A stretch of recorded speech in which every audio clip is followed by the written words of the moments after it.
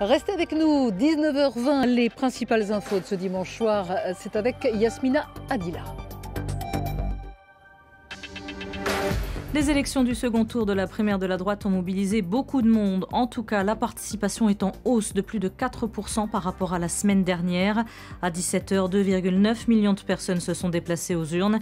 Un chiffre calculé sur 78% des bureaux de vote, où le comptage des voix a déjà commencé, dans certains d'entre eux en tout cas, puisque d'autres sont encore ouverts, uniquement pour que les derniers arrivants puissent voter. On connaîtra les résultats dans la soirée. France Info sera en édition spéciale à partir de 20h. Un gendarme tué hier soir par un automobiliste à Toulouse. Le conducteur aurait délibérément foncé sur le militaire lors d'un contrôle routier qui se déroulait en Ariège. L'automobiliste est âgé d'une trentaine d'années. Il est connu de la justice pour des délits mineurs. L'homme est actuellement en garde à vue. Le présumé meurtrier d'une employée de maison de retraite dans l'Hérault est mis en examen. On lui reproche d'avoir fait irruption armée dans l'établissement et d'avoir tué une lingère. Il aurait avoué vouloir commettre un cambriolage qui aurait mal tourné. L'armée syrienne poursuit son avancée à Alep. Les troupes du régime de Bachar al-Assad annoncent avoir repris un troisième quartier rebelle aujourd'hui. Hier, ils avaient déjà annoncé avoir conquis une partie de la ville.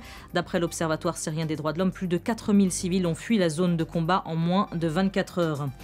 Pour la première fois de sa carrière, Nico Rosberg est champion du monde de Formule 1. L'Allemand est arrivé deuxième au Grand Prix d'Abu Dhabi. France Info.